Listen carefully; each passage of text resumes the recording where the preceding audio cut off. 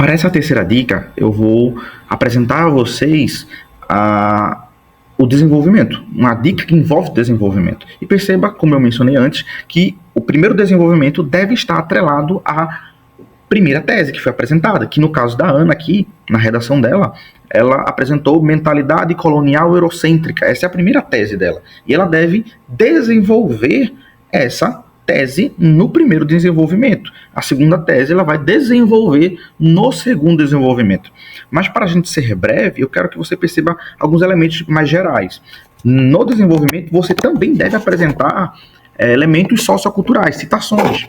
Então, aqui ela apresenta uma outra citação de outra área do conhecimento. Perceba que na introdução ela apresentou uma citação de Torturado, que é uma obra literária, da área da literatura. Mas se você vai apresentar outra citação, essa outra citação precisa ser de outra área. Se eu citei literatura, agora eu cito talvez a filosofia, talvez a sociologia, um sociólogo, um filósofo, um geógrafo, um historiador. Então é preciso que você varie nas áreas de conhecimento, porque na competência 2 do Enem, a gente avalia a partir das várias áreas do conhecimento. Então, se eu só cito filosofia, se eu só cito literatura, se eu só cito geografia, a minha redação tem um repertório muito limitado a uma área do conhecimento só. Então, eu preciso diversificar as áreas de conhecimento que eu cito no meu texto. Então, a Ana ela vai apresentar uma outra área do conhecimento.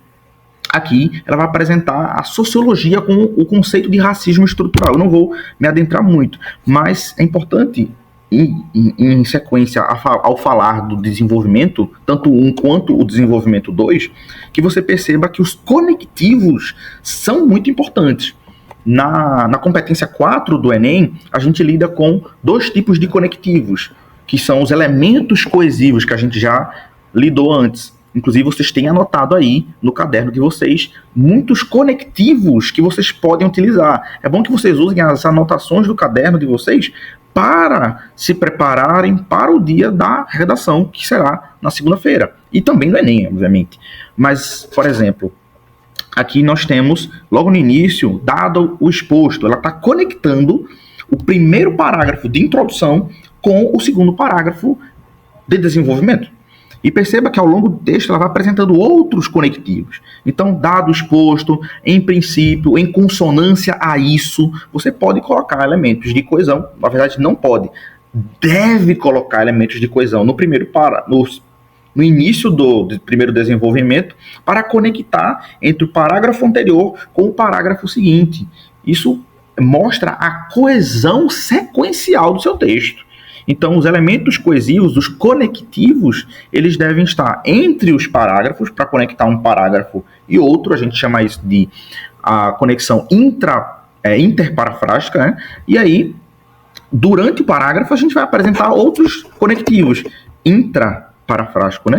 Mas é uma questão terminológica, mas que você deve atentar mais para os elementos em si. Então, perceba, aqui a gente tem alguns elementos ao longo do parágrafo que vão conectando um ao outro. Dessa forma, o i, que é bem conhecido nosso, né, com a conjunção de adição.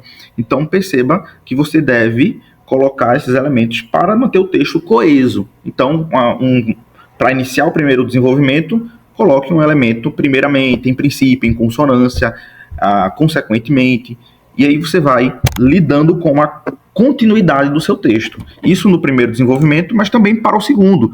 Perceba, aqui na linha 14, logo no início, você tem além disso. Isso é uma locução conjuntiva para indicar o quê? Continuidade, adição. Então, você precisa estabelecer isso no seu texto. Então, coloquei lá, em princípio, e agora, além disso, eu estou desenvolvendo o meu texto. Então, 2 parágrafos de desenvolvimento são bons para que você estabeleça as 2 teses. Primeiro desenvolvimento, primeira tese. Segundo desenvolvimento, a segunda tese que você apresentou lá na introdução. Beleza? E aí, não esquecer de colocar o repertório sociocultural. Lembrando, se eu já usei uma área do conhecimento, não repeti-la na próxima vez em que você for estabelecer no texto. Ok?